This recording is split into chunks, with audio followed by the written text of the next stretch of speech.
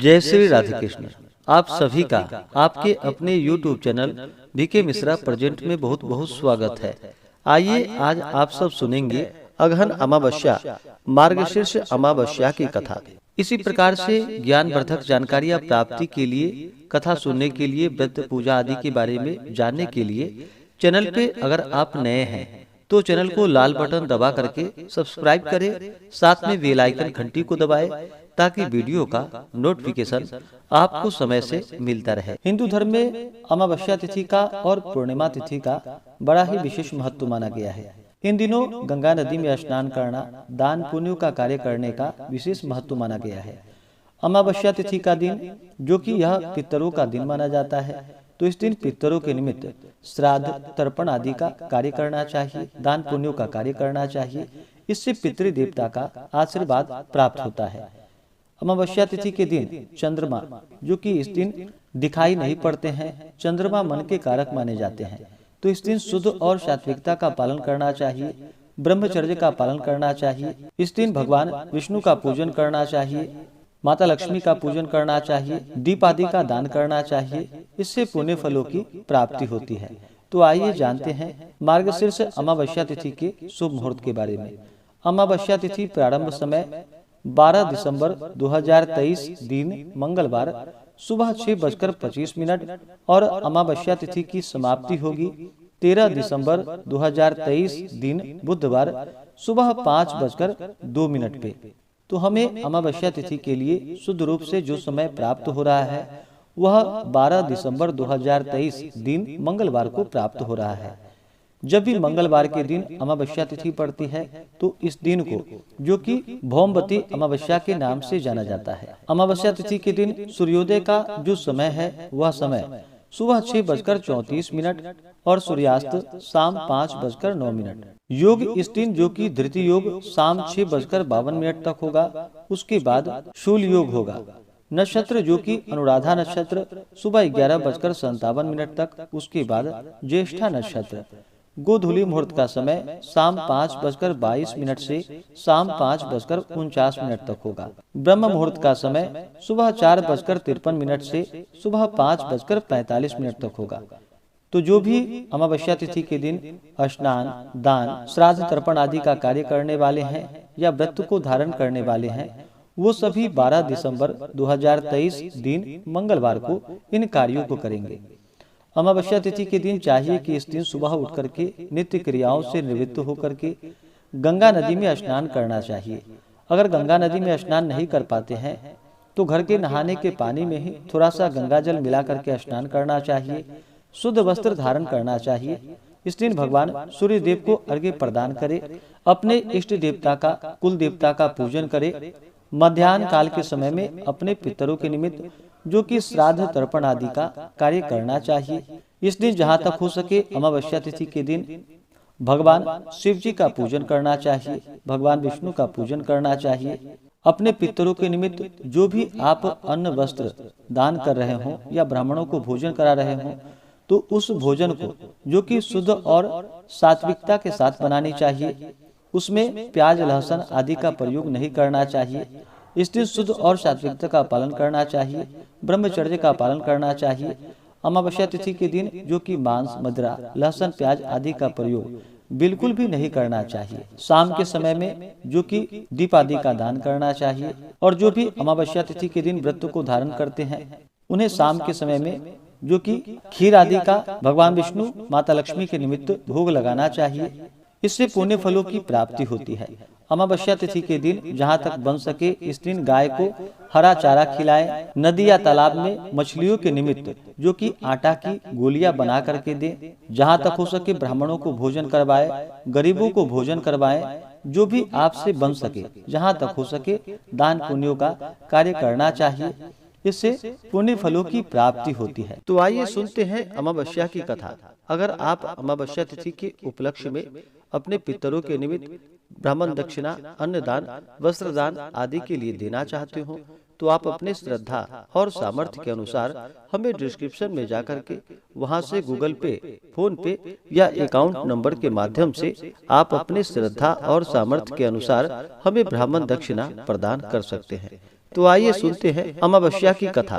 तो बोलिए प्रेम से भगवान भोलेनाथ की जय, माता पार्वती की जय, लक्ष्मी नारायण भगवान की जय, अमावस्या माता की जय, सर्वदेवी देवता की जय। बहुत समय पहले की बात है कि एक गांव में एक ब्राह्मण और ब्राह्मणी रहते थे।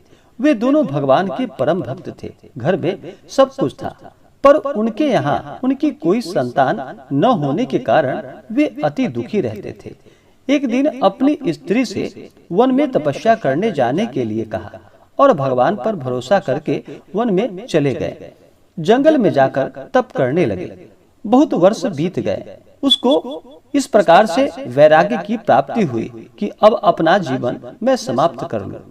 इस प्रकार सोचकर वह पेड़ की डाली पर फांसी का फंदा लगाकर मरने को तैयार हो गया। तब सुख अमावस्या प्रकट होकर बोली कि देख ब्राह्मण, तुम्हारे 7 जन्म तो कोई संतान नहीं लिखी है, किंतु मैं तुम्हें 2 कन्या का वरदान देती हूँ। एक का नाम अमावस्या और दूसरी का नाम पूनम रख देना।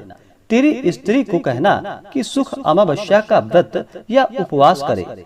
अमावस्या तिथि के दिन 1 कटोरी चावल भरकर उस पर दक्षिणा रखकर किसी मंदिर में रखना। ऐसा 1 साल तक करना। 1 कटोरी चावल सहित दान करते रहना। ब्राह्मण घर आया और अपनी पत्नी को बतलाया और अमावस्या के दिन ब्राह्मणी ने फिर व्रत रखा। कुछ दिन पश्चात उसके यहाँ 2 कन्याएं हुई।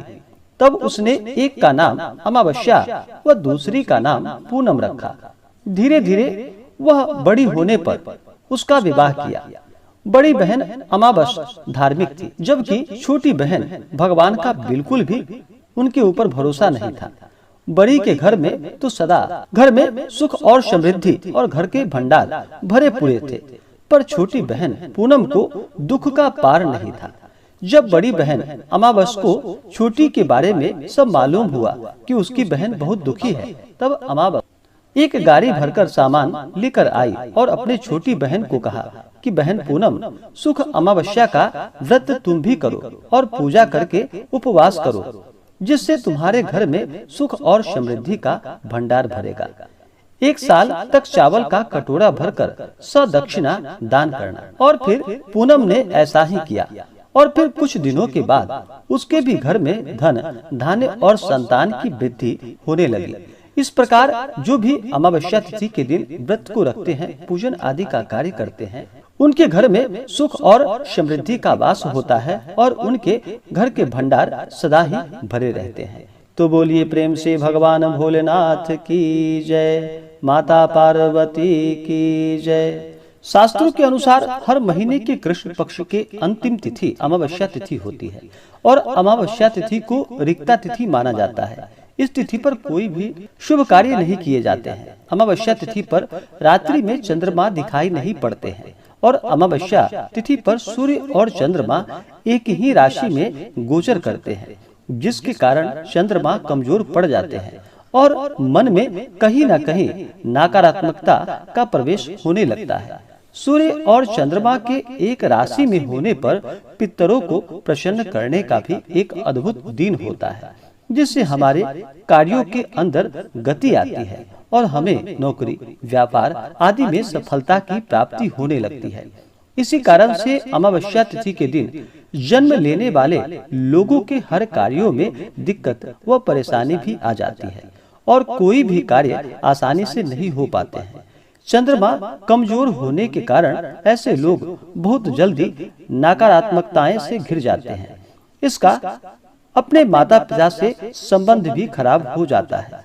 अमावस्या तिथि पर पितरों को प्रसन्न करने के लिए जरूरतमंद लोगों को दवा, वस्त्र, भोजन का दान करना चाहिए और अपने पितरों की प्रसन्नता की प्राप्ति के लिए इस दिन जहाँ तक हो सके गंगा स्नान करके अपने पितरों के निमित्त तर्पण आदि का कार्य करना चाहिए, श्राद्ध आदि का कार्य करना चाहिए, ब्राह्मणों को भोजन करवाना चाहिए, ब्राह्मणों को दान और दक्षिणा देनी चाहिए। कोई गरीब या याचक आए तो उसे अन्न, वस्त्र अपने सामर्थ्य के अनुसार अवश्य ही प्रदान करना चाहिए।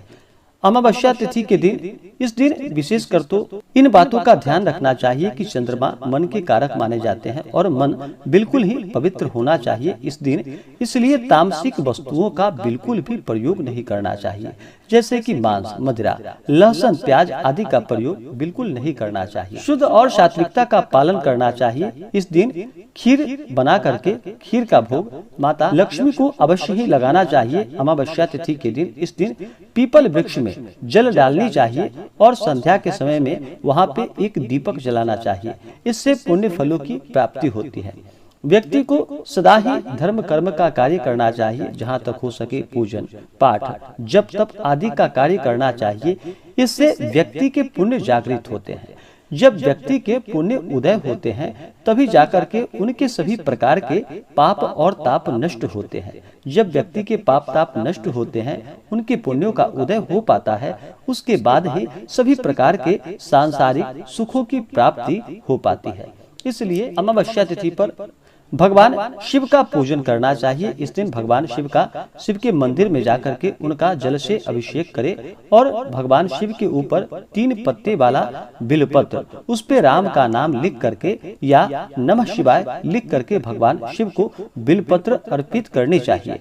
इससे भगवान देवादिदेव महादेव अति प्रसन्न होते हैं और अपना कृपा प्रदान करते हैं। तो आशा करता हूँ कि यह जानकारी आपको अच्छा लगा हो।